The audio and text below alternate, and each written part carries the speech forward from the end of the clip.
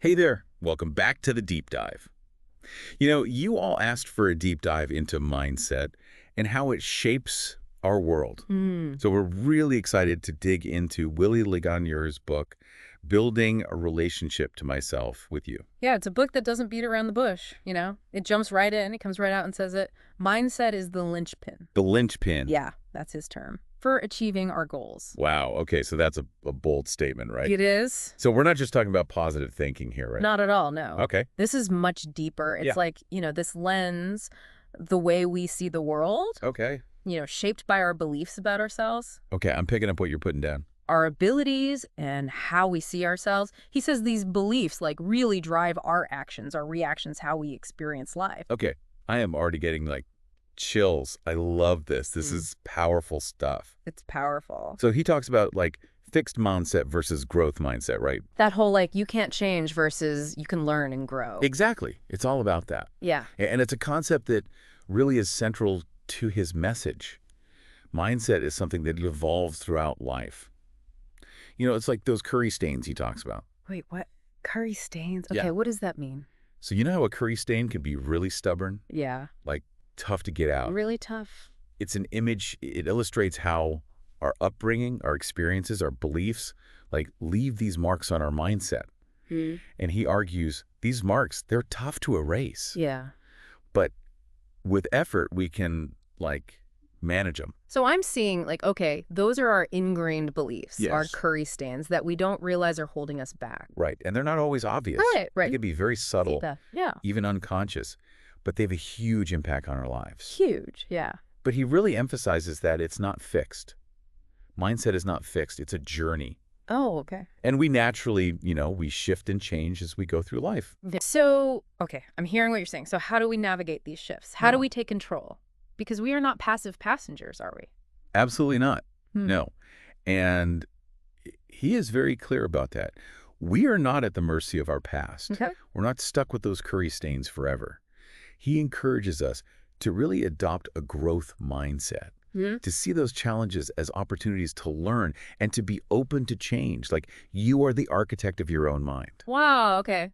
I love that. So we're not accepting those curry stains as the end all be all. It's we have to learn to manage it. Exactly. Manage them. Exactly. Okay. Yeah. Okay, so we're talking about actively shaping our beliefs and how we see the world. How do we actually put this into practice? How do we identify those limiting beliefs, those curry stains? Start scrubbing them away. Right. It's the big question, right? Yeah. He doesn't just lay out the challenge. He actually gives us a roadmap. Okay. He emphasizes starting small, Okay. being consistent, What? and recognizing this is a long game. Yeah, it's a journey. He even talks about the need to set aside time, resources. This isn't free. We need to make space for this inner work. Yeah. And that's such a crucial point, you Yeah. know? I mean, think about it. You wouldn't expect to become a professional athlete without putting in the training, without Yeah. having the right nutrition. Right. Mindset work is similar. It requires that conscious effort. Yeah. And that means investing that time, that energy in ourselves. Yeah. It's almost like this reprogramming of the mind, if you will, Yeah. rewiring those neural pathways that lead us to those old, limiting beliefs. Exactly. Yeah. It is a process of unlearning what we've been taught and then relearning what we want to believe. And that can be challenging. Absolutely. Yeah. Yeah. And there will be times you're going to feel stuck, frustrated, discouraged even. And that's where that consistency piece comes in, right? It's like working out. You don't get a six-pack overnight. It takes time, effort, commitment. You got it. But as he highlights, every little bit of effort counts. Every time we choose to challenge that negative thought, every time we focus on our strengths, we're building new pathways, strengthening our ability to see things, in a more positive light. It's like having a muscle for our mindset. Mhm. And it gets stronger with exercise. Exactly. And it's a muscle that needs to be constantly exercised. Cool. You can't just do a few mental push-ups and then all of a sudden we're good to go. Yeah, yeah. This is getting me pumped up about it. I can already see those aha moments, those breakthroughs where you're like, oh my gosh, I did it. I shifted my perspective. And those are what fuel our growth. Yeah. They remind us that, hey, we are not fixed. We're evolving. We have the power to change, to grow, to become better versions of ourselves. Yes. But we need to be careful about setting these unrealistic expectations. because he reminds us, like, we've had a lifetime of building these limiting beliefs. We can't undo them in a matter of days, weeks. Right? No, it's a journey, not a race. Yeah. We're not trying to achieve this arbitrary goal. We're trying to cultivate a more positive, empowered, fulfilling relationship with ourselves. That's a great way to put it. It's like getting to know yourself better, understanding your strengths, weaknesses, and embracing that journey of personal growth. And as we do that, guess what? We start to see the world in a whole new light. Our mindset, those beliefs, they become a source of empowerment, not limitation. Okay. So, what are some concrete steps that we can take to start building that muscle for our mindset? Well, he suggests starting with a simple exercise, becoming aware of our thoughts. Okay, that sounds easy enough. But, a lot of our inner dialogue, it's just on autopilot. Right. Like it's on a loop in there. Yeah. How do we even begin to be aware of that? Well, it starts with this, conscious effort to pay attention. Okay. He compares it to, meditation.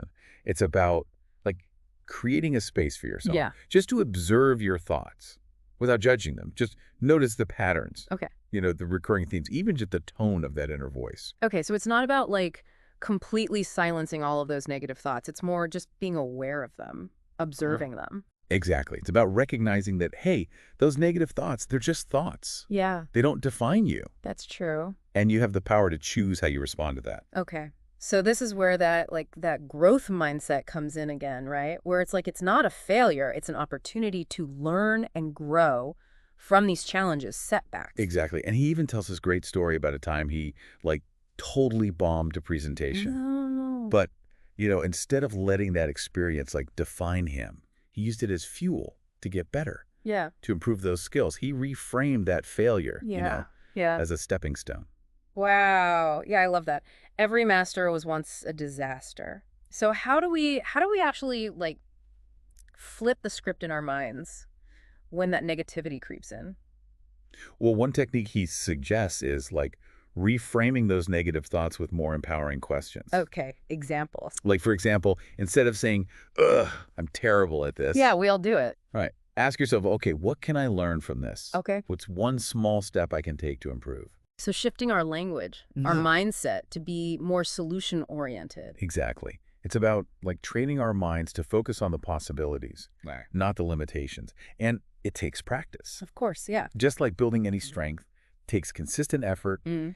and this mental resilience requires us to, flex those mindset muscles regularly. So it sounds like this whole mindset journey it's so much more than just, thinking positive thoughts. It's like we are actively shaping our beliefs. We are challenging our limitations. We are choosing how we want to experience the world ourselves. Yes, exactly. Like he reminds us, our minds, they are powerful tools. They are. It's up to us to learn how to use them effectively. Wow. Well, this has been a really powerful deep dive. That the idea of mindset as a lens, I'm definitely going to carry with me. It makes me wonder, what would happen if we all just kind of chose to view the world ourselves through a more empowering lens? It's something to think about. Until next time, keep those minds curious and those deep dives coming.